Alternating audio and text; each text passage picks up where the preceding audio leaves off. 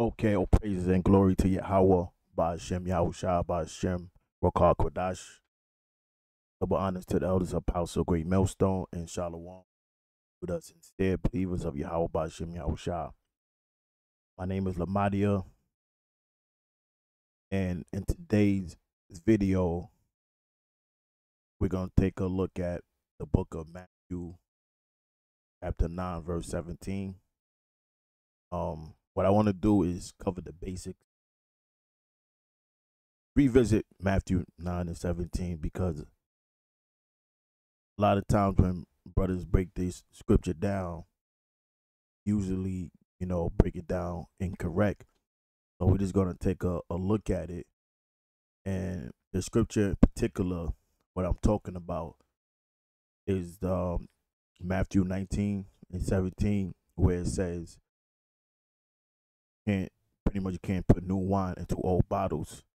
So before we go into it, the first thing we have to understand, when it referenced towards bottles, it was referencing towards ancient wineskins. And what we have on the screen is a depiction of ancient wineskins on how it looked in ancient times. So let's start with that. Let's get an idea how it looked before we actually go into it.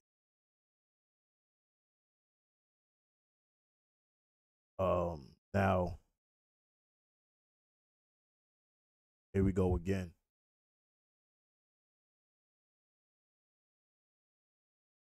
That's an ancient wineskin, and inside they will have wine inside these skins to transport the wine, or the wine to fermentate. Now, fermentation is the process of yeast or fungus transforming the sugar from the grapes into alcohol. And when that process happens, it releases a lot of gas, and it begin to expand. That's what you see in the picture here.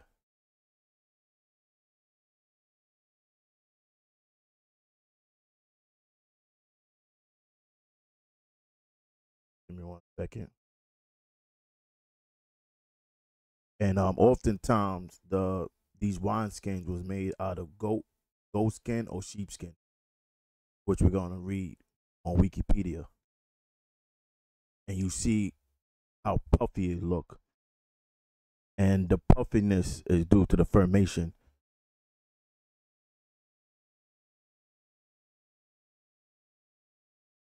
Now this image here is a Greek deity known as the not if I'm not mistaken. Give me the not the Naius, which is supposed to be the Greek god of wine. The like if I got the pronunciation wrong, but it doesn't matter anyway. These are all deities. But let's keep going. We seen that one. Now we see this one. This is the wine skin after it expanded from fermentation.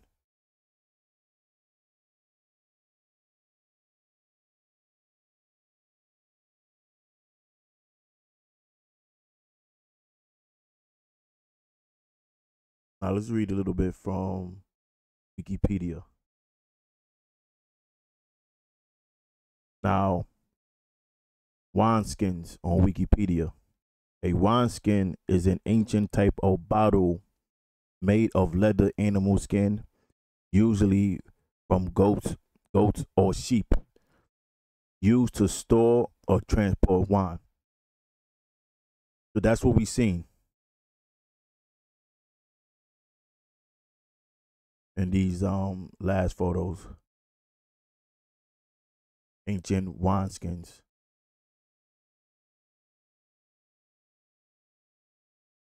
So now that we have a better look at, these wine bottles or wine skins. Let's go to the scripture. This is the book of Matthew 19, verse 17. It reads, neither do men put new wine into old bottles, else the bottle break, and the wine runneth out, and the bottles perish. But they put new wine into new bottles, and both are preserved. So now let's break it down. First, we have to understand what the wine is representing. Excuse me. So let's go to the book of Proverbs. Let's start at 1. 9 and 1.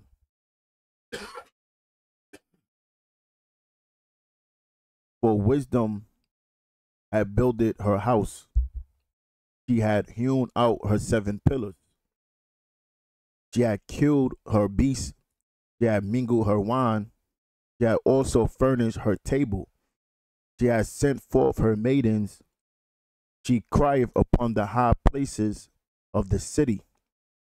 Whoso is simple, let him turn in hither. As for him that wanteth understanding, she saith to him, come, eat of my bread, drink of my wine, which I have mingled. The wisdom is reference to bread and wine, and other references you may find in the scriptures. It may get reference to honey, milk, oil. So all these things are talking about wisdom. So now when we go back, now that we understand that, let's go back to Matthew 9 and 17. Neither do men put new wine into old bottles. So this wine is talking about this knowledge. And the old bottles, we're going to find out in a second. It speaks about else the bottles break. And the new, and the wine running out, and the bottle purse. A lot of times you hear brothers, when they break this down, they start going into how pretty much you can't teach a guy that, that's up there in age because he's too stuck in his ways. But it really has nothing to do with that. So when you read the old bottles, it's talking about the old man. And the new bottles is representing toward the new man. Because you have to become a new man for this knowledge to stay within you.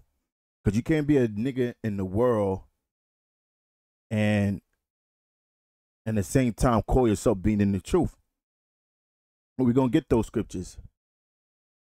Now, let's go to the book of St. John 3 and 1. Let's go break it down a little further. So now, there was a man of the Pharisee named Nicodemus, a ruler of the Jews. The same came to Yahushua by night and said unto him, Rabbi, we know that thou art a teacher come from the Most High, for no man could do these miracles that thou doest except the Most High be with you. Yahushua answered and said unto him, Verily, verily, I say unto thee, except a man be born again, he cannot see the kingdom of the Most High. So being born again is also the same as putting on that new bottle. Now it says, Nicodemus said unto him, how can a man be born when he is old? Can he enter the second time into his mother's womb and be born? So Nicodemus looked at it on a carnal level, but Yahushua is referencing toward a spiritual level, meaning being born again through the word. Verse 5, Yahushua answered, Verily, verily, I say unto thee, except a man be born of water and of the Spirit, he cannot enter into the kingdom of the Most High. That which is born of the flesh is flesh, and that which is born of the Spirit is spirit. Marvel not that I said unto thee, ye must be born again. Now let's go to the book of Hebrews 5 and 12. For the time ye ought to be teachers, ye have need that one teach you again, which be the first principles of the oracle of the Most High. The word oracle is where you get the word oral, which means mouth or words. So the first principles of the oracles of the Most High is talking about the Most High's words. And we are the Most High mouthpiece. And it says, and I'll become such as have need of milk and not of strong meat. For everyone that uses milk is unskillful in the word of righteousness. He is a babe. A babe is a baby. So a person just coming in, he starts off on the milk scriptures, the basic scriptures. May teach them, a few color scriptures, who salvation is for, proof that we the Israelites. And then, as a person grow, start going to more in-depth scriptures. But that comes with time. That don't happen overnight. Now we read on verse 14, it says, but strong meat belong to them that are of full age, even those who by reason of use have their senses exercised to discern both good and evil. Because now a person that's a babe or a baby in the faith, you may be able to pick up on certain breakdowns and knowledge, but on a spiritual level, you're not there yet. And you have to be careful what you be dove into, because you may dove into a book or certain history. A lot of these different books have bones in it, and if you're not able to discern it, spirit's going to jump on you, and then the spirit of doubt is going to come into your mind, and then you'll be back to the world.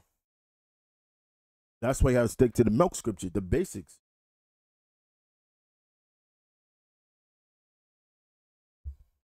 So now, read that. So now we understand about you have to be born again. Now let's start with 2 Corinthians 5 and 17. Therefore, if any man be in Yahushua, he is a new creature. Old things are passed away. Behold, all things are become new.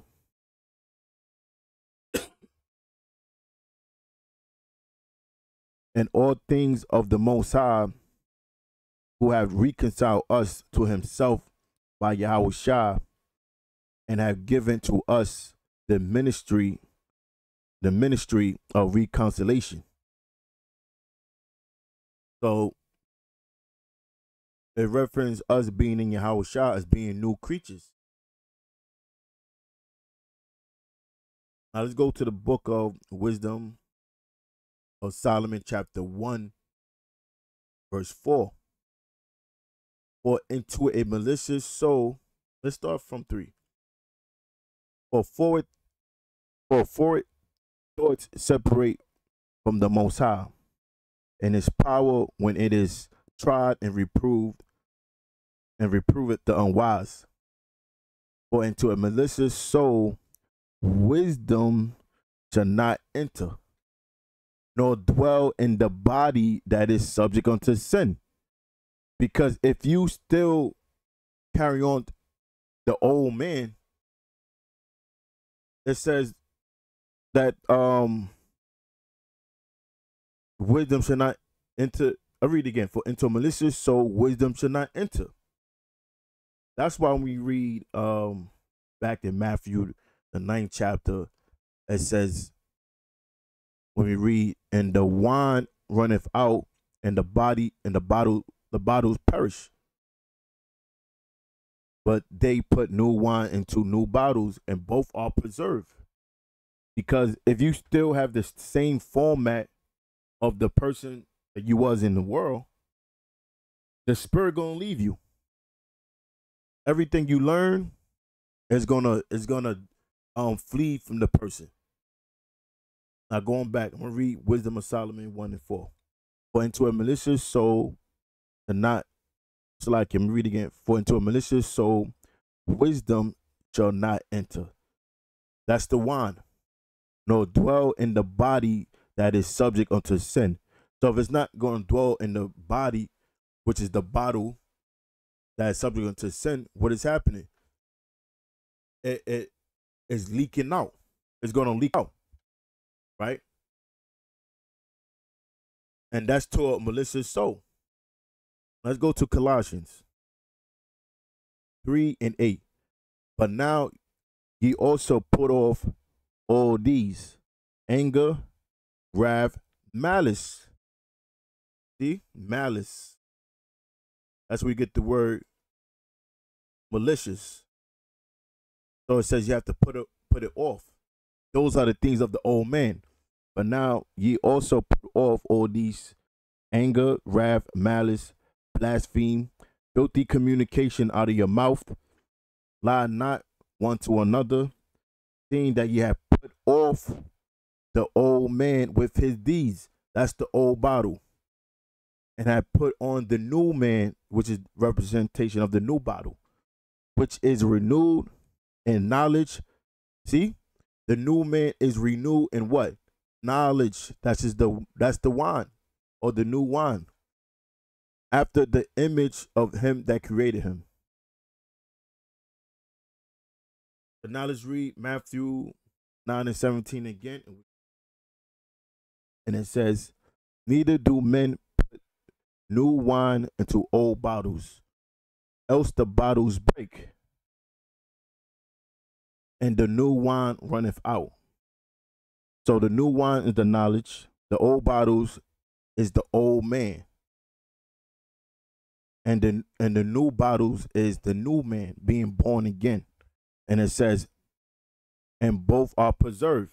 Because if you put on the new man, and when that new wine enter in the new man, it's gonna stay within him. The wine gonna be preserved, and that person's soul gonna be preserved. That's why I said, and both are preserved. So now let's conclude everything.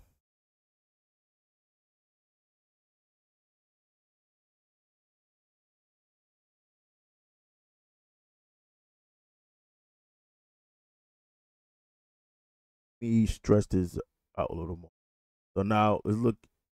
New wine, new wine, new wineskin, old wineskin. What's the difference? I have here made from clean animal eyes, skin, often goats. Wineskin was used for carrying wine offering, for travel, and for storing new wine.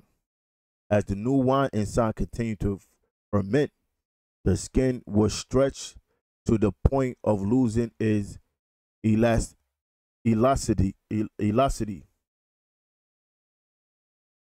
I can't really see the word. It looks like elasticity. And it says, if new wine was stored in old skin, the skin would often burst from the pressure.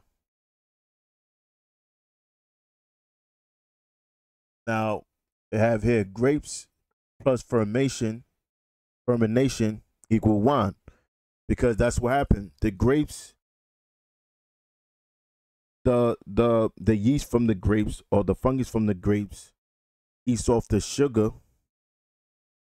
and transform it to alcohol and release a gas, was causing it to expand. So that's how you would get wine. So skins of grapes already have yeast growing on them. As grapes are crushed, juice begins fermenting simultaneously. Yeast turns the natural sugars in the grape juice into alcohol and carbon dioxide. Ferment, fermentation process often continues after the wine has been stored in the wineskins.